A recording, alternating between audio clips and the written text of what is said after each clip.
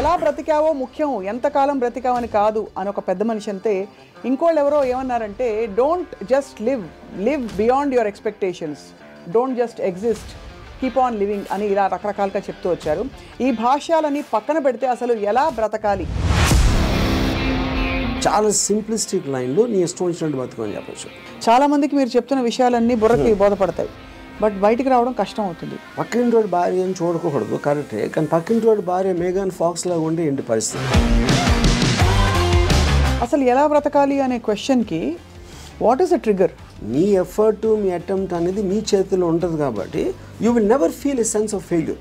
కానీ అడ్డొచ్చేవి ఏంటంటే కుటుంబం, వేరే వాళ్ళ ఇంపార్టెన్స్ మీ లైఫ్లో మీకు మీ హ్యాపీనెస్కి యాడ్ చేస్తే మాత్రమే వ్యాలిడిటీ.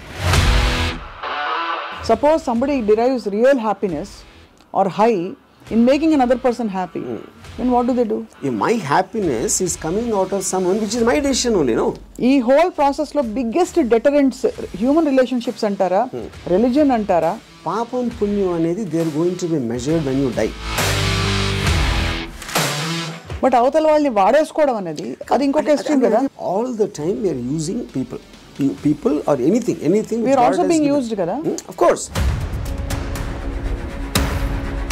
వాళ్ళు ఎవరో ఏదో అనుకుంటారు అనే దానికోసం సాక్రిఫైస్ చేయటమా, ఎవడేమంటూ కేర్ చేయకుండా నా ఇష్టం నేను బతున్నా అనేది కరెక్టా? సపోజ్ మీరు ప్రేమించిన అమ్మాయి మిమ్మల్ని రివర్స్ ప్రేమించలేదనుకోండి, అప్పుడు ఏం చేస్తారు? My objective to keep on trying to achieve. మీరేమనుకున్నట్టు ఒక మాట నచ్చా, సైతానికి ఉండే లక్షణాలన్నీ మీలో ఉన్నాయి. సైతానికి ఎలా ఉంది అది? అది చేంజ్ అయిపోతే నాకు భయం వేస్తుంది ఫస్ట్, ఎందుకంటే నాకున్న ఫిలాసఫీ మొత్తం ఇష్కాయికి అయిపోతుంది అంతే.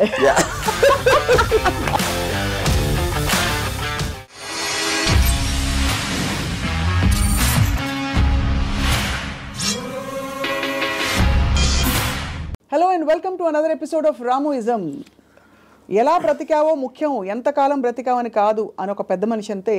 ఇంకోళ్ళు ఎవరో ఏమన్నారంటే, don't just live beyond your expectations, don't just exist, keep on living అని ఇలా రకరకాలుగా చెప్తూ వచ్చారు. ఈ భాష్యాలని పక్కన పెడితే అసలు ఎలా బ్రతకాలి? Let's talk to Ram Gopal Varma గారు. వర్మ గారు, బ్రతకడం అంటే మీకు ఫస్ట్ వచ్చే ఇమేజరీ ఏమిటి చెప్పండి? I think it's a consciousness. అంటే మీరు if you are conscious that you are you're seeing something or you're hearing something అనేది దాని నుంచి మనకు వచ్చి కలిగిన ఒక kind of an emotional aspect అనేది you will feel alive because of that. So అప్పుడు ఆటోమేటిక్గా ఎలా బతకాలి అనే కాంటెక్స్ట్ వచ్చినప్పుడు చాలా సింప్లిస్టిక్ లైన్లో నీ ఇష్టం వచ్చినట్టు బతకని చెప్పచ్చు. అంతకన్నా కాంప్లెక్స్ అనేది లేదు, పాయింట్ 1. కానీ ఇష్టం వచ్చినట్టు బతికే వాళ్ళు ఎంతమంది ఉంటారు అనేది next point. Most of the time మనం వేరే వాళ్ళ కోసం బతుకుతాం, మన కోసం మనం బతకం. బికాజ్ ఇప్పుడు మీరు కాన్షియస్గా మీరు పుట్టినప్పుడు ఆబ్వియస్లీ మీ పేరెంట్సో లేకపోతే పక్కన మీ సిబ్లింగ్సో ఇలాంటి వాళ్ళతోటి ఒక యాజ్ యూ కీప్ గ్రోయింగ్ మిమ్మల్ని కంటిన్యూస్గా ఒక ఇన్ఫ్యూజ్ చేస్తూ ఉంటారు. నువ్వు తమ్ముని బాగా చూసుకో, లేకపోతే అది చూసుకో, ఇలా చెయ్యి, అలా చెయ్యి, ఇది చేస్తే తప్పు అని constantly. Like Ayn Rand wrote a very beautiful article in a book called The New Left, Anti-Industrial Revolution. In that ఒక చాప్టర్లో కంప్రాచ్యూస్ అని, అది కంప్రాచ్యూస్ వర్ ఏన్షియంట్ ట్రైబ్. వాళ్ళు ఏంటంటే మనుషుల్ని డిస్ఫిగర్ చేశారు. వాళ్ళు లావ్ అయిపోయి లేకపోతే సన్నగా అయిపోయి సర్కస్లో ఫ్రీక్స్ షోస్లో పెట్టేవాళ్ళు, అని చూసి జనాలు ఎంటర్టైన్ అవడానికి. యూనో, సో Ayn Rand ఏముందంటే, modern day comprachicos are smart, they don't distort bodies, they distort minds. చూడటానికి పర్ఫెక్ట్ మనిషిలాగా ఉంటాడు అన్ని విధాలుగా, లోపల మైండ్ మొత్తం డిస్ఫిగర్ అయిపోయి ఉంటుంది. ఆ డిస్ఫిగర్మెంట్ ఎక్కడి నుంచి వస్తుంది? సొసైటల్ పర్పసెస్ కోసం మీకు సిన్, పాపం పుణ్యం, legal illegal, moral, social acceptance, ఇలాంటి 5-6 బంధాలతోటి మీరు ఇష్టం వచ్చినట్టు బతకకుండా అవతల వాళ్ళకి నచ్చేలా బతకటం అనేది ఒక ప్రోగ్రామ్ చేస్తారు. సో మీ లైఫ్ అంతా కూడా it's a conflict between what you want to do and what you have to do, what you're expected to do. అవును, ఈ మధ్యలో ఉన్నదే మీ కాన్ఫ్లిక్ట్ వస్తుంది. ఆ కాన్ఫ్లిక్ట్లో మీకు lows, highs, depressions, feeling of failure అన్నీ కూడా దాని డెరివేటివ్స్ దాంట్లోంచి. సో ఏ రోజైతే యువర్ ఎవ్రీ డెసిషన్ మీరు కాన్షియస్గా మీకోసం తీసుకున్నప్పుడు మీకు కాన్ఫ్లిక్ట్స్ అని ఉండవు అసలు. అసలు బట్ అసలు ఆ చుట్టూ ఉండే ప్రపంచం నుంచి కట్ ఆఫ్ చేసుకునే ప్రక్రియ చాలా క్లిష్టమైనది. That's the most difficult part. చాలా మందికి మీరు చెప్తున్న విషయాలన్నీ బుర్రకి బోధపడతాయి, బట్ బయటికి రావడం కష్టం అవుతుంది. How do you deal with that? అంటే see, first of all, I don't think people are designed to understand. I think it's against nature actually. ఎందుకంటే నేచర్లో కాన్ఫ్లిక్ట్ అనేది చాలా ఇంపార్టెంట్. అవును. మీరు యానిమల్స్లో తీసుకున్న కుక్కలు కొట్టుకునో లేకపోతే ఈ కొట్టుకునో మనుషులు అలా వేరే వేరే ఎక్స్క్యూజ్ తోటి కొట్టుకుంటాం అని కొట్టుకుంటాం అనేది ఒక కాన్ఫ్లిక్ట్ అనేది లేకపోతే మీరు బోర్డు అంతా చచ్చిపోతారు. ఫస్ట్ ఏం చేయాలో తెలియదు, పొద్దున్న నుంచి రాత్రి నిద్రపోయారు యూనో. సో అవతలోని అర్థం చేసుకోకపోవడం, అవతలోడి పాయింట్ ఆఫ్ వ్యూ అర్థం చేసుకోకపోవడం నుంచే కాన్ఫ్లిక్ట్ వస్తుంది ఎక్కడైనా. సో ఇప్పుడు అలాంటి దాంట్లో మీకు అది స్టడీ చేసి ఇప్పుడు నేను ఉన్నాను అనుకోండి, I never have a conflict with anyone. అది ఎందుకు? Because I believe each of us are born. మనం బార్న్ అయినప్పుడు బ్లాంక్ మైండ్తో పుట్టాం. నేను పుట్టిన సర్కమ్స్టాన్సెస్లో నా పేరెంట్స్, నా చుట్టూ ఉన్నోళ్ళు, నా ఎక్స్పీరియన్సెస్, నేను చదివిన బుక్స్ ఇవన్నీ కలిపి దాని రెసిడ్యూ నుంచి నా పర్సనాలిటీ డెవలప్ అవుతుంది. That will be completely different with you. ఎందుకంటే మీరు పుట్టిన సర్కమ్స్టాన్స్ దాకా నేను చెప్పిన ఫ్యాక్టర్స్ అన్ని మీకు వేరు ఉంటాయి. అవును. Each and every person will have a different thing. అప్పుడు నన్ను మీరు అర్థం చేసుకోవాలని అనుకుంటాం. First of all that is a fundamental mistake. అప్పుడు ఆ పరిస్థితి లేనప్పుడు మీరు ఐదర్ బ్లైండ్గా నన్ను నమ్మాలి, ఒక రిలేషన్షిప్ ఆస్పెక్ట్లో ఒక పార్టీయో గ్రూపో లేకపోతే ఎంప్లాయీ గాను ఎక్స్ గాను వై గాను. But deep inside me personality ఉండదు. అది ఎంత స్ట్రాంగ్గా మీరు బయట పెట్టగలుగుతారు, దాస్తున్నారా లేకపోతే మీకు మీరే గిల్టీగా ఫీల్ అవుతున్నారా, ఏంటి ఇలాగా ఆలోచిస్తున్నాను అని. ఇప్పుడు ఫర్ ఎగ్జాంపుల్ 10 commandmentsలో one of the biggest commandment is thou shalt not covet thy neighbour's wife. అవును, కరెక్ట్. అంటే ఇప్పుడు రాసినప్పుడే ఇలాంటి బుద్ధులు ఉంటాయని వాళ్ళకి అర్థమైంది, ఎవరైతే రాశారో దేవుడా ఎవర్ ఇట్ ఈస్ యూనో. అప్పుడు నేనేమంటానంటే పక్కింటోడి భార్య అని చూడకూడదు, కరెక్టే, కానీ పక్కింటోడి భార్య మేఘన్ ఫాక్స్ లాగా ఉంటే ఏంటి పరిస్థితి? అప్పుడు చూడకూడదు అనేది కరెక్ట్, ఓకే ఫైన్. కానీ మనకున్న మైండే మనకున్న బుద్ధో చూసేలా చేస్తుంది. కరెక్ట్. అప్పుడు ఏంటి మీరు సీక్రెట్గా చూస్తారు. సీక్రెట్గా చూస్తే ఓకేనా అంటే but that is again a huge other aspect. Similarly నేను ఒక చోట పని చేస్తున్నా, నా బాస్కి నాకన్నా మంచి లైఫ్ స్టైల్ ఉంది, ఆడ కారు ఉంది, నా దగ్గర లేదు, ఆడ దగ్గర ఏదో ఉంది. అప్పుడు నేను ఈయన కొట్టేసి తీసుకోవాలని నేను అనుకోవచ్చు కదా. But then I'm stop by my fear or the legal aspect, తర్వాత కాన్సిక్వెన్స్ అని కొంతమంది చేసేయచ్చు, which will become criminals in the view of society. So ఇప్పుడు గుడ్ బ్యాడ్ అనేది లేదు, పాపం పుణ్యం లేదు. ఇవన్నీ కూడా మనం పర్స్పెక్టివ్స్లో క్రియేట్ చేసుకునే అర్థమైన రోజు మీరు నిజంగా చాలా హ్యాపీగా బతుకుతారు. That is what is called ఎలా బతకాలి అనేది అండర్స్టాండింగ్తో బతకాలి. Understanding of issues, understanding of conflicts, understanding of మీకున్న రిలేషన్షిప్స్. రైట్. అట్లా చాలాసార్లు ఏంటంటే సొల్యూషన్ కాకుండా they only want to talk about problems. Correct. ఎందుకంటే సొల్యూషన్ వచ్చేస్తే మళ్ళీ మీకు బరువు పడుతుంది. Then you look for another problem. Because ఆ ప్రాబ్లం లేనిదే మనకు బ్రతకడం చేత కదనా. అంతే. ఈ ఉదాహరణకి నాకు పెళ్ళి అయినప్పుడు I basically was Ilaiyaraaja fan. My wife use to like ghazals. మా ఇంట్లో ఒకే టైప్ పడుతుంది, ఒక చిన్నది. ఇళయరాజా తనకేస్తుంది, నాకు గజల్ ఎలా కూడుతుంది. అప్పుడు నేనేం చేసేవాడిని, నేను రోడ్ మీదకి వెళ్ళి ఫుట్పాత్ మీద కూర్చుని వాక్మెన్ వినేవాడిని ఇళయరాజా సాంగ్స్. అది నా దృష్టిలో సొల్యూషన్. బట్ తన దృష్టిలో ఇట్ ఈస్ డిఫైన్. అంటే అప్పుడు తన టేస్ట్కి నన్ను కన్వర్ట్ అవ్వాలి అని అనుకోవడానికి, లేకపోతే నా టేస్ట్కి నువ్వు కన్వర్ట్ అవ్వాలి, అప్పుడే కాన్ఫ్లిక్ట్ వస్తుంది. మీరు అనుకోవాలి. అది కాకుండా నేను అనుకోలేదు. నేను ఎందుకంటే నేను ఎవరిని కూడా I will not ask them to change. I will not ask anybody to live for నాలాగా బతకదని నేను ఎవరిని అడగను, నా కోసం బతకమని ఎవరిని అడగను. That individuality, I think, is the most biggest gift nature or God has given us. ఆ ఇండివిజువాలిటీని మీరు సొసైటీ కోసం త్యాగం చేసినప్పుడే మీరు బతికే విధానం అంతా కూడా it will become a big headache. అసలు ఎలా బ్రతకాలి అనే క్వశ్చన్కి what is the trigger, possible trigger in anybody's life or journey? So ఇప్పుడు ఫర్ ఎగ్జాంపుల్ నేను నా ఆల్మోస్ట్ ఒక ఇంజనీరింగ్ కాలేజ్ ఫైనల్ ఇయర్ వరకు కూడా బతికాను అంతే. బతకడం అంటే ఎలా బతికాం? పొద్దున్న లేసాం, భోజనం చేసాం, టిఫిన్ తిన్నాం, ఏదో చదవమన్నారు చదివాం, స్కూల్కి వెళ్ళాం, ఎగ్జామ్స్ రాసాం, ఏదో ఫ్రెండ్స్ ఉన్నారు. అదే అంటే this is just routine day after day of repetition of that.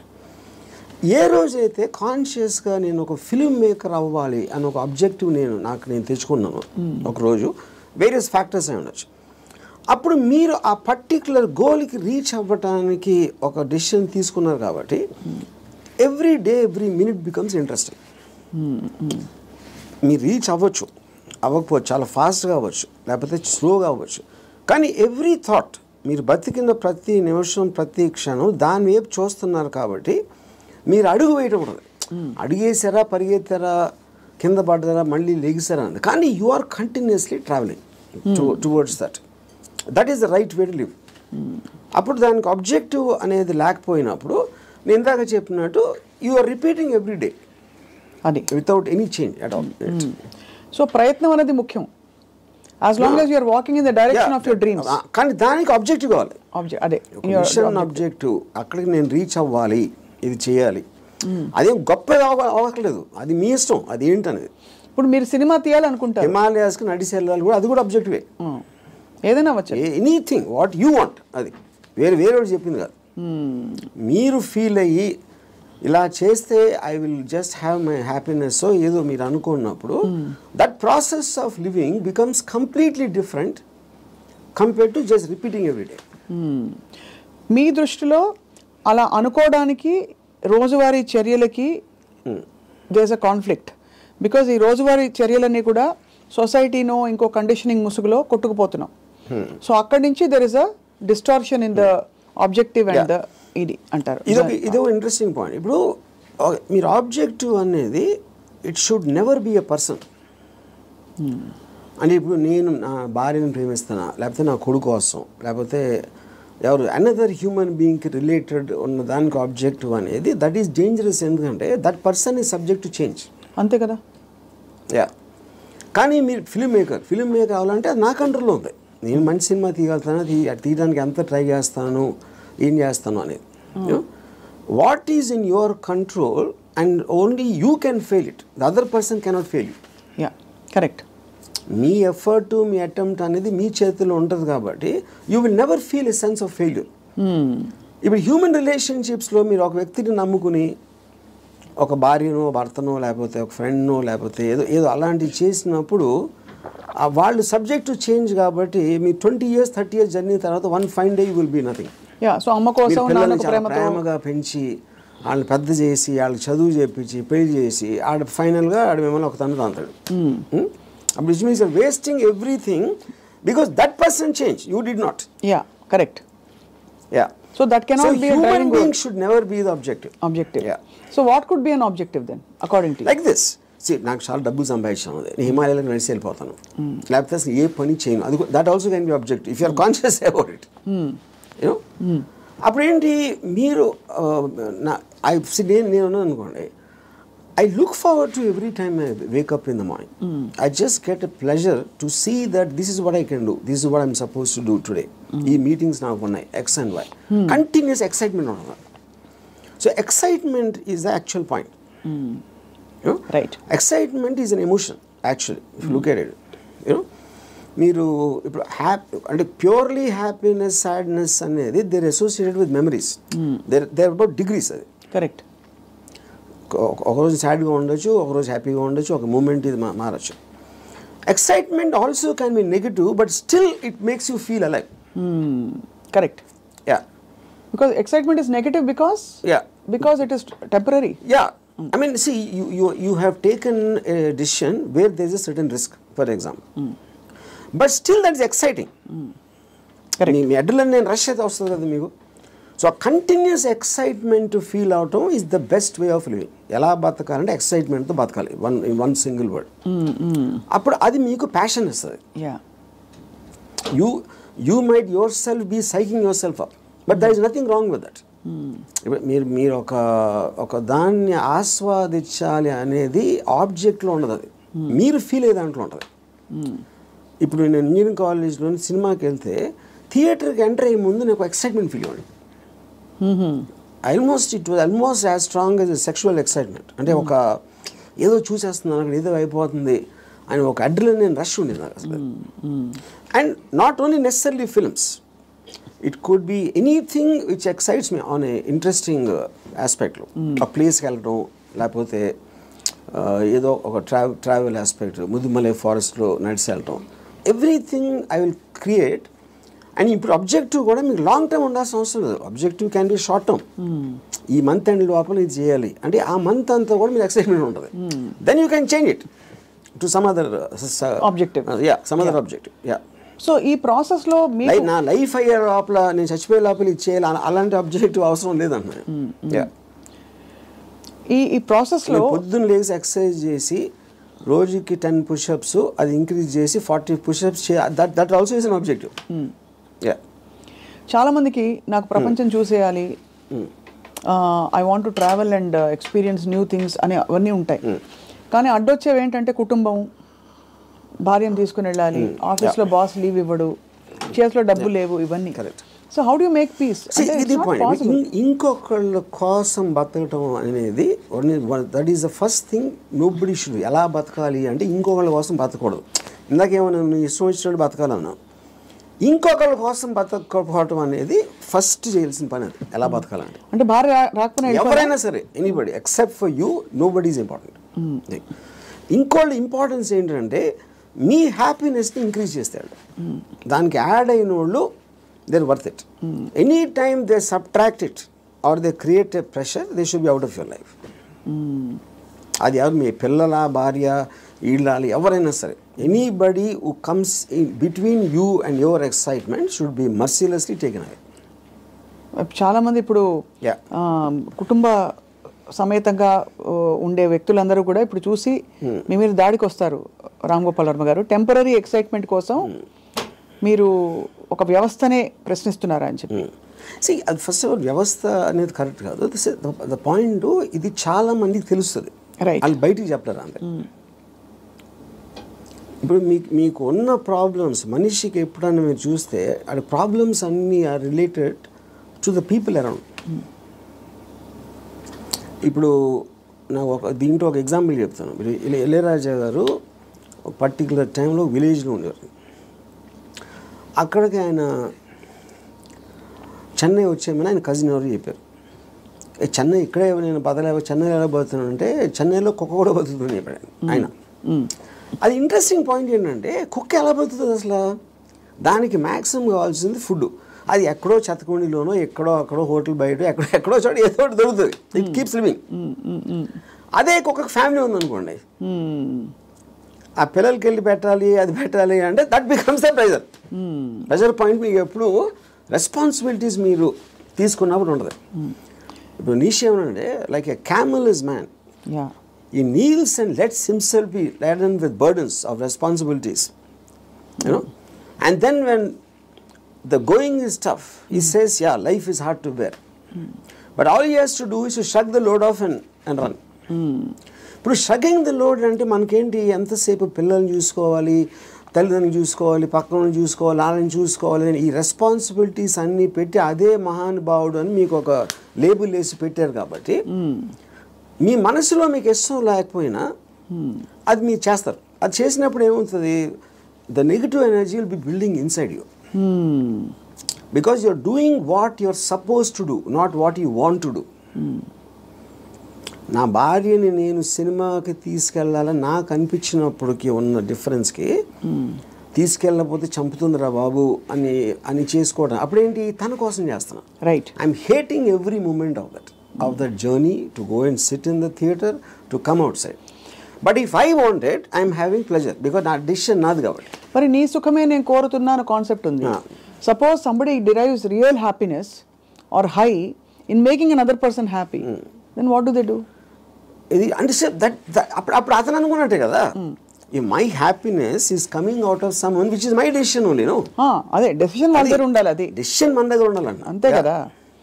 Yeah, ఎందుకంటే అందరికీ రోజు నిత్యం ఏదో సాధించాలి అని గోల్స్ ఉండకపోవచ్చు. ఎవరో ఏదో అనుకుంటారు, ఎవరో ఏదో బాధపడతారు, ఎవరో ఏదో కోపగిస్తారు అని వాళ్ళ కోసం చేయటానికి ఒక ప్రెషర్ తోటి మీకు అనిపించేయడానికి ఉంది కదా డిఫరెన్స్. యా, ఈ హోల్ ప్రాసెస్లో బిగ్గెస్ట్ డెటరెంట్స్ హ్యూమన్ రిలేషన్షిప్స్ అంటారా, రిలీజియన్ అంటారా, లేక లెథార్జీ అండ్ ప్రోకాస్టినేషన్ అంటారా? What is the biggest challenge మీ దృష్టిలో? ఐ ఫీల్ అంటే ఇప్పుడు రిలీజియన్ అనేది, బికాస్ పాపం పుణ్యం అనేది they are going to be measured when you die. పాపం పుణ్యంకి ఏమి లింక్ చేశారు? స్వర్గం నరకం. అది ఇప్పుడు నేను పోయినప్పుడు వస్తుంది, అది మాట్లాడతాం కానీ that is not a big thing. What is the biggest thing is the reactions of the people around. ఎందుకంటే మీరు ఇంటరాక్ట్ అయ్యేది మనుషులే కదా. సో వాళ్ళేదో అనేస్తారు, వాళ్ళు ఏదో అనుకుంటారు, అనేసారు అని అంటారు. Constantly it is that pressure, people around. అందుకని people around are the biggest problem creators. వాళ్ళని కేర్ చేయని రోజు మీకన్నా హ్యాపీ పర్సన్ ఎవడో ఉన్నాడు. అదేదో ఎలా ఉందంటే, ఇప్పుడు నన్ను ఎవరన్నా చాలా తెలివైన వాడు అన్నాడు, ఇంకోటేమో పెచ్చినా కొడుకు అంటారు. And both of them are correct. ఎందుకంటే వాడి పర్సెప్షన్లో అతనికి ఉన్న నాలెడ్జ్ వాటి, నేను సేమ్ పర్సన్, కానీ అతను నన్ను చూసే విధానం ఇందాక నేను చెప్పిన ఎగ్జాంపుల్ లాగా వాడి వరల్డ్లో నేను వేరు. So I will B tolerant to that. ఇప్పుడు ఆడు పొగిడాడు అని నేను, ఎందుకంటే నేనేంటో నాకు తెలుసు. నేను అనుకునే దానికన్నా మీరు ఎక్కువ పొగిడితే మీరు ఫూల్ అనుకుంటాను, అనుకున్న దానికన్నా మీరు తను క్రిటిసైజ్ ఎక్కువ చేసినా ఫూల్ అనుకుంటాను. ఎందుకంటే my measurement is only me, I don't let someone else measurement. Yeah, ఈ కాంటెక్స్లో బిగ్గెస్ట్ డెటరెంట్ ఇస్ అటాచ్మెంట్ అని అనిపిస్తుంది చాలా వరకు. సో మీరు ఫర్ ఎగ్జాంపుల్ మీరు చాలాసార్లు ఓపెన్గా షేర్ చేసుకునేవి, రిలేషన్షిప్స్ నుంచి బయటకు వచ్చినప్పుడు ఇది నాకు this is coming in the way of my happiness and my objective what ever it is అని అనుకున్నప్పుడు దానిలో వచ్చే ఎమోషనల్ టర్మాయిల్ ఎలా డీల్ చేసుకున్నారు? అసలు ఎమోషనల్ టర్మాయిలే ఫీల్ అవ్వలేదా? ఇప్పుడు దీనికి ఒక ఎగ్జాంపుల్, అంటే నిన్నటి వరకు మనిషిని చూశారు, ఒక మనిషి మీతో రోజు భోజనం చేయడం, you're spending time with them. ఇవాళ నుంచి మీరు బ్రేకప్ అయిపోయాక మనిషి ఉండరు మీ లైఫ్లో. How do you visualize that possibility? That is what I'm saying. ఇప్పుడు ఒక ఎగ్జాంపుల్ ఏమి ఇస్తానంటే, ఇప్పుడు I'm very fond of my father. Obviously నేను పుట్టిన తర్వాత స్కూలు గీలు అన్నీ అయిపోయి నేను ఇంజనీరింగ్ వచ్చాను. ఇంజనీరింగ్ కూడా అయిపోయిన తర్వాత అప్పటికి మా ఫాదర్ కొంచెం ఇన్సెక్యూర్, అంటే స్టూడియోలో జాబ్ ఉంటుందా, లేకపోతే కొత్త టెక్నాలజీ వచ్చేసింది, సో రిటైర్మెంట్కి ఏం చేయాలి అనుకునే టైంకి ఆయనకి మా అంకుల్ ఎవరో ఒక షాప్ ఇచ్చారు, ఒక ఏదైనా ఈయన జ్యూస్ షాప్ ఏదో పెడదామని మా ఫాదర్ ప్లాన్. నేను అదే టైంలో ఒక వీడియో లైబ్రరీ పెడదామని నేను ఒక ఐడియా వేసాను. అది వెళ్ళి మా ఫాదర్ని అడిగా, నా షాప్ నాకేమో వీడియో లైబ్రరీ పెట్టుకుంటాను. మా ఫాదర్ నా దగ్గర ఏమనుకున్నా, తర్వాత మా అంకుల్కో ఎవరికో నేను రిటైర్మెంట్ కోసం ఉంచుకుంటే అది కూడా అడిగేస్తున్నాడు వాడు. ఇది మా అంకుల్ నాకు చెప్పారు. ఇంకా నాకు బార్ కూడా గుర్తుంది, మధు బార్ అని అమీర్పేటలో. అప్పుడు నేను నిజంగా ఎఫెక్ట్ అయ్యాను. ఎందుకంటే ఒకటి మై గిల్ట్ ఆస్పెక్ట్ ఆఫ్ మా ఫాదర్కి ఇస్తే మా అంకులు, నేను నా కోసం నాకు ఇచ్చేయమని అడిగేది ఆ వీడియో లైబ్రరీ బిజినెస్ నడుస్తుందా లేదా ఏంటో తెలీదు. మా ఫాదర్ డెసిషన్ తీసుకుంటే ఆయనది. He's got every right to decide what he wants because that belongs to him, not to me. కానీ నాకు జ్యూస్ పార్లర్ నడవదు, వీడియో లైబ్రరీయే నడుస్తుంది అనేది నా. కానీ మా అంకుల్ చెప్పేటప్పటికి నేను ఆ ఎమోషన్ తోటి మా ఫాదర్కి వెళ్ళి చెప్పేసి, సరే నేను వద్దు నాకు అని నేను చెప్పేద్దాం అనుకున్నాను. నేను నడుస్తూ ఉంటే అమీర్పేట నుంచి పంజాగుట్కి స్లోగా emotions got this by my logic. నా లాజిక్ ఏమైందంటే, నేను ఎంత స్ట్రాంగ్గా నమ్మినప్పుడు at the most video library పెడితే 2-3 months తెలుస్తుంది అది నడుస్తుందా లేదా మూసేయాలి. అప్పుడు anyway you can do is in case he wants to juice thing, okay. But ఇది వర్కౌట్ అయిందంటే ఇట్ చేంజ్ అవర్ లైఫ్స్. మా ఫైనాన్షియల్ ఆస్పెక్టు ఇది అది అన్నీ మారిపోతాయి. అప్పుడు నేనేం డిసిషన్ తీసుకున్నా ఫైనల్గా, I don't care about what my father thought. Okay. So ఇప్పుడు నేను రూత్లెస్గా అంటే మా నాన్నగారు మనోభావాలను పట్టించుకోకుండా చేశాను అంటే అది నేను ఎవరి కోసం చేశాను? ఆయన కోసం, నా కోసం చేసుకున్నాను. So but because my confidence work out అయితే వాళ్ళు కూడా హ్యాపీగా ఉంటారు. That is the risk you have to take any given time. అవును. అప్పుడు మా ఫాదర్ ఇన్ని సంవత్సరాలు నన్ను పెంచి 20 సంవత్సరాలు నాకు చదువు చెప్పించి అన్నీ నేను తీసుకుని ఆ టైంలో నాన్నగారు అంటే బాధపడతారు అనే దాంట్లో నేను తీసుకుంటే I would have become anything. Yes, that is selfish, there is no doubt about it. But selfishness, అప్పుడు నేను ఎందుకు పుట్టాను అసలు? మా ఫాదర్ కోసం పుట్టాను, నా కోసం పుట్టాను. మా ఫాదర్ వాళ్ళ ఫాదర్ కోసం పుట్టారా, ఆయన కోసం పుట్టారు. సో ఆ సెల్ఫ్ ఆస్పెక్ట్ అనేది లేకపోతే అసలు బతకడానికి మీనింగ్ లేదు. సో ఇర్రెస్పెక్టివ్ మీ పేరెంట్సా, మీ పిల్లల, వీళ్ళ వాళ్ళందరూ కూడా they should become devices for your objectives. దాంట్లో వాళ్ళ సైడ్ ఎఫెక్ట్ వాళ్ళు కూడా పెరగచ్చు, కానీ మీ మెయిన్ ఆబ్జెక్టివ్ మిమ్మల్ని పెంచుకోవడం ఉండాలి. అంటే అందరినీ వాడేసుకోమని చెప్తున్నారా? అంతే, 100%. ద డివైజ్, ఏ జీవి అయినా పుట్టింది ఎకో సిస్టంలో వేరే జీవులను వాడటానికి. సో మనం ఎవరు తప్పు అంటున్నారు? అల్ట్రూయిస్టిక్ ఏజెంట్స్ ఉంటారు కదా, వాళ్ళు చెప్తారు ప్రజల కోసం చేయాలి, ఫ్యామిలీ కోసం చేయాలి, పిల్లల కోసం చేయాలి అనేది కాన్స్టెంట్గా మీకోసం మీరు చేయకుండా చేసినప్పుడు ఇందాక నేను డిస్క్రైబ్ చేసిన అక్కడ రెండు వేరే ఉన్నాయి. ఇంకోళ్ళ కోసం ఏం చేయక్కర్లేదు, బట్ అవతల వాళ్ళని వాడేసుకోవడం అనేది అది ఇంకొక ఎక్స్ట్రీమ్ కదా. చెప్తాను, వాడేసుకొని ఎవరిని వాడుకోం మనం. All the time we're using people or anything we're also being used కదా. ఆఫ్ కోర్స్, అదే కదా నేను చెప్పేది. దాంట్లో మీకు ఎవరు ఎక్కువ ఎవరు తక్కువ అని ఉంటుంది. ఇప్పుడు నేను సపోజ్ మా ఇంట్లో పనుడు ఉన్నాడు, ఆడు మనిషే కదా, ఆడికి సేమ్ థింగ్ ఉంది. వాడు ఫైనాన్షియల్గా నాకన్నా తక్కువ, అందుకని ఆడ దగ్గర పని చేస్తున్నాడు అని నేను నన్ను వాడుకున్నట్టే కదా ఆడుకున్న పొజిషన్ చూసి. అలాగే నేను ఇంకోటి ఎవరి దగ్గర పని చేస్తున్నాను. సో ఇప్పుడు పులి జింకని తింటుంది, జింక గడ్డి తింటుంది. So that is order of nature of differences in your things which is a natural thing in terms of that. So దానికి మీరు అది ఆర్డర్ ఆఫ్ నేచర్లో తీసుకోకుండా దానికి ఎగెన్స్ట్గా వెళ్ళి వాళ్ళకి సేవ చేయాలి అంటే అది. కానీ మీరు అనేది పులినెస్, జింకనెస్ అనేది మనం కల్టివేట్ చేసుకునే దాన్ని బట్టి మనం మారుతాం, పెరుగుతామని, అంతేనా? ఇప్పుడు పులి జింకను చూసినప్పుడు తిండి చూస్తుంది, జింకను చోట్ల. జింకను ఎందుకు చంపుతుంది? తింటానికి చంపుతుంది. ఇప్పుడు పులి జింక గురించి ఆలోచిస్తే పులి అవ్వదు కదా. పులి అవ్వదు అంటే నేచర్ కూడా అంటలేదు నేను. పులి is being designed to make use of. Correct. ఇక్కడ మీరు ఒక కాన్స్టెంట్ ఎగ్జాంపుల్స్ ఇచ్చారు. పులి ఎప్పుడు పులిగానే ఉంటుంది, బట్ మనుషుల ఎవల్యూషన్లో పులినెస్, జింకనెస్ అన్నది వాళ్ళ ఎవల్యూషన్ ని బట్టి పెరుగుతుందా? ఉదాహరణకి మీరు 10 ఏళ్ల క్రితం 10 మందిని వాడుకున్నారు. మీకు ఆ డిఫరెన్స్ ఎప్పుడు ఉంటుంది కదా మనుషుల్లో కూడా. ఇప్పుడు for example different political systems, philosophical సిస్టమ్స్లో మీరు ఫ్యూడలిజం ఆస్పెక్ట్ అయిపోయింది, డెమోక్రసీ ఉంది, మిక్స్డ్ ఎకానమీ ఉంది, కమ్యూనిజం ఉంది. వీటన్నిటిలో సపోజిషన్స్ ఏముంటాయి? మనుషులంతా ఒకటే అనుకున్నారు. మనుషులంతా ఒకటి కాదు, వాళ్ళ కెపాసిటీస్ వేరు ఉంటాయి, వాళ్ళ టాలెంట్స్ వేరు ఉంటాయి, వాళ్ళ ఐక్యూ లెవెల్స్ వేరు ఉంటాయి. సో మీకు ఆ డిఫరెన్స్ అనేది సొసైటీలో లేకపోతే ఎగ్జిస్ట్ అవ్వదు అనే దాంట్లో నుంచే మీకు క్యాపిటలిస్ట్ ఎకానమీ వచ్చింది. యూనో ఈ communism failed also is because of that. So same హైరార్కీలో ఇప్పుడు ఒక ఇల్లు ఉంది, ఒక ఇంట్లో ఒకళ్ళు చాలా కేపబుల్ ఉంటాడు అవడం, ఒకళ్ళు అస్సలు లేదు. వాళ్ళిద్దరు ఒకే ఇంట్లో ఉంటున్నారు. Possibly they are born also to the same persons, circumstances కూడా సేమ్. అప్పుడు ఏ విధంగా మీరు ఆ డిఫరెన్స్ చూపిస్తారు? ఇప్పుడు ఆ డిఫరెన్స్ అప్పుడు ఇప్పుడు నాకు తెలిసిన ఒక ఫ్యామిలీ ఉంది, అతను చాలా successful husband, he's having an affair with somebody. So ఇప్పుడు తను he's expecting the wife or any associated family to just be quiet. You know ఎందుకు? అసలు నేను లేకపోతే వాళ్ళకి లైఫ్ స్టైల్ అక్కడ, కార్ నేను కొనిచ్చాను, నేను ఇల్లు కట్టించాను, నేను ఇది చేశాను, I did so much. But that is not how they will feel. Just because మీకు ఒక కిరీటం వచ్చేసింది కాబట్టి, వైఫ్ అనే కిరీటం వచ్చింది కాబట్టి మీరు అప్పుడు సోషల్లీ యాక్సెప్టెడ్ దాంట్లో పెళ్ళాన్ని బాగా చూసుకోవాలి. ఎవరు చెప్పారు? సొసైటీ చెప్తుంది. ఆర్ వేరియస్ కైండ్ ఆఫ్ ఇది ఇందాక అది మీరు whether it is religion related or social related or moral related, whatever it is, others are telling it.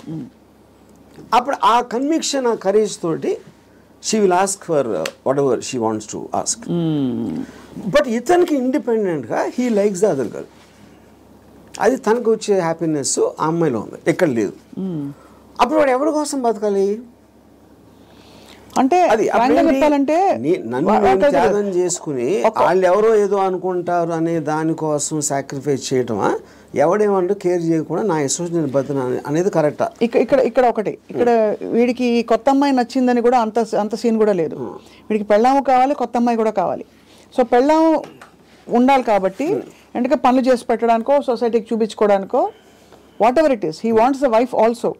If the wife it can be guilt also, whatever.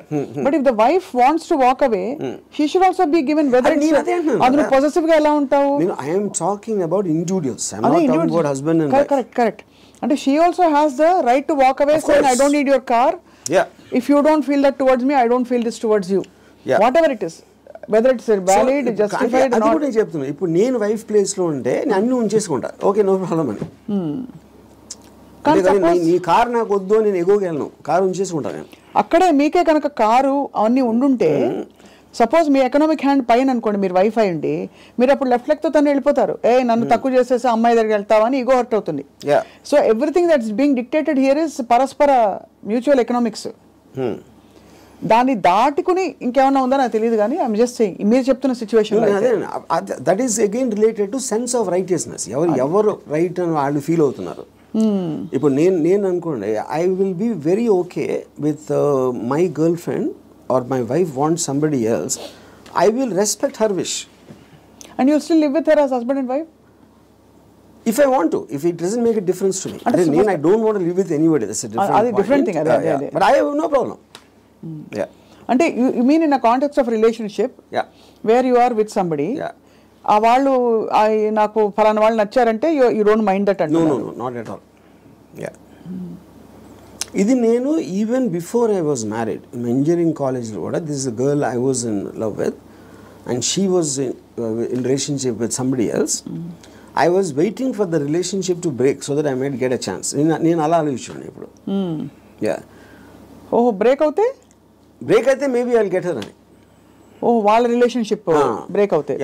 So ఆ రిలేషన్షిప్ని చెడగొట్టడానికి నా ప్రయత్నం నేను చేస్తూ ఉన్నాను చాలా సటిల్గా. అక్కడ మీ హ్యాపీనెస్ ముఖ్యం కాబట్టి అది నా ఎఫర్ట్, అది నా ఆబ్జెక్టివ్. ఇక్కడేమో వీడియో పార్లర్ లాక్కున్నారు, అది కరెక్ట్. సో మొత్తానికి మీకు ఏది కావాలో మీరు హ్యాపీనెస్ తోటి, నాకు కావాల్సిన దానికోసం నేను నా కెపాసిటీని ఉపయోగించుకుంటాను. సో ఆ గంధపు గాలి ఇతరులను కూడా తాకి వాళ్ళు కూడా బాగుపడితే అదొక సైడ్ ఎఫెక్ట్.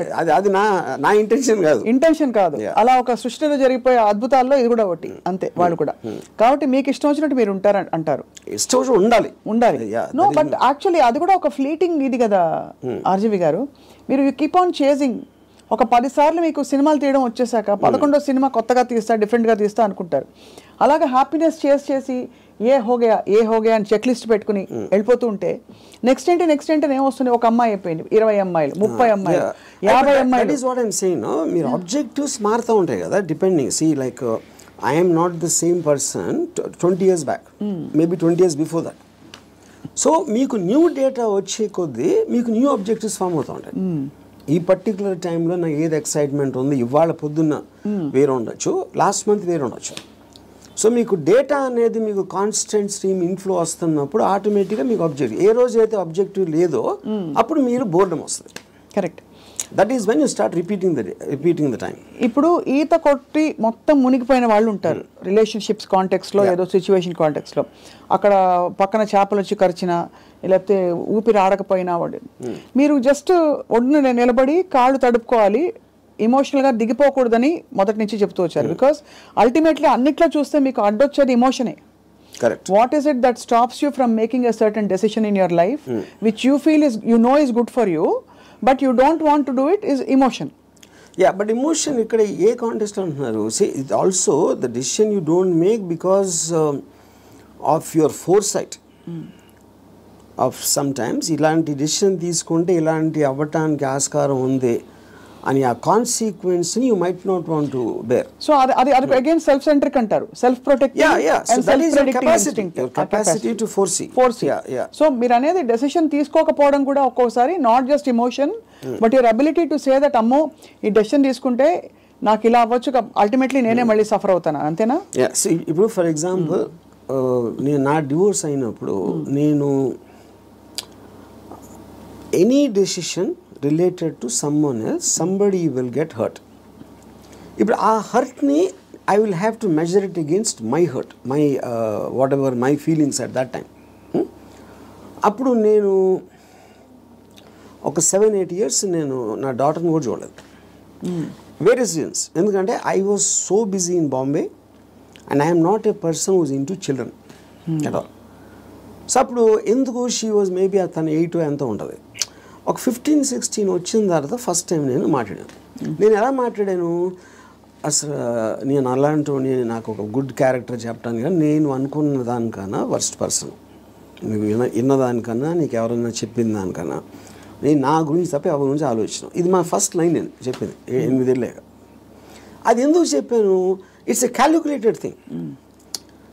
ఇప్పుడు నేను తన దగ్గర నా రెప్యుటేషన్ మంచిగా ఉండాలి అని నా ఎమోషన్ అయినప్పుడు నేను అలా చెప్పాను కాదు కదా. I don't care what she thinks about me. Correct. So I want to be truthful. ఇది నేను అని చెప్పాను. అప్పుడేంటి, then they will get cultivated to that. So ఇప్పుడు ఎప్పుడు మనం మాట్లాడినప్పుడు మీరు ఎంత క్యాజువల్గా చెప్తారో అంత క్యాజువల్గా వాళ్ళు తీసుకుంటారు. మీరు వాళ్ళు ఏదో మహా ఇది జరిగిపోయింది అన్న బిల్డప్ ఇస్తే వాళ్ళు కూడా అలా తీసుకుంటారు. సో ఈ సైకలాజికల్ ఆస్పెక్ట్ అనేది నాకు అర్థమవుతుంది కాబట్టి I will know exactly how to talk to people.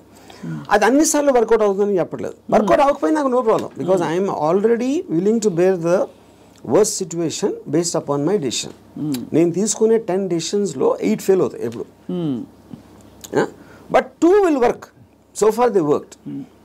So the point is to keep on making decisions is how you have to live. ఎలా బతకాలంటే నిర్ణయాలు తీసుకుంటూ పోవాలి అంతే. ఇప్పుడు మీ ఇర్రెస్పెక్టివ్ ఆఫ్ ద కాన్సిక్వెన్సెస్. మీ గురించి మీరు అన్నట్టుగా 5గురిని అడిగాం అనుకోండి, ఒకళ్ళు అంటారు అబ్బా ఏం జీనియస్ అంటారు, ఇంకోళ్ళు అంటారు మేధావి కానీ పాపం ఈ మధ్య ఏదో కొంచెం డిస్టర్బ్ అయినట్టున్నారు అని అంటారు, ఇంకోళ్ళు అంటారు అబ్బా అమితాబ్ బచ్చన్తో సినిమాలు తీసి ఇప్పుడు ఎందుకు చిన్న చిన్న వాళ్ళతో పిచ్చి సినిమాలు తీస్తారంటారు, ఇంకోళ్ళు రకరకాలు అంటారు. Nothing or none of these effective. None of them. Because I understand why I'm taking that particular decision at any given time. వాళ్ళందరికన్నా వాళ్ళు బయట నుంచి వాళ్ళకున్న పర్స్పెక్టివ్ చూస్తున్నారు. నా పర్స్పెక్టివ్ అది కాదు. మీకు పుట్టుకతో వైరింగ్ డిఫరెంట్గానే ఉంటుందని చాలామంది ఫీల్ అవుతాం. నేను కూడా ఫీల్ అవుతాను చాలాసార్లు. బికాజ్ అందరికీ ఇది పాసిబుల్ కాదు. మీరు ఈ పాసిబిలిటీని ఆఫర్ చేస్తున్నారు, నీకోసం నువ్వు బ్రతుకొని. వినడానికి చాలా బాగుంది. ఒకరోజు లవ్ యువర్ సెల్ఫ్ అని థియరీస్ బోల్డ్ వచ్చాయి. అది ఏంటంటే go pamper yourself, go to the salon, get pedicure, manicure, ఈ అల్పమైన లెవెల్ నుంచి రకరకాల కానోటేషన్స్ వచ్చాయి. But nobody has actually got the courage to do what you're saying, to abandon, to quit what they have and go after. Courage కాదు అది, it's understanding. Courage is got nothing to do with that.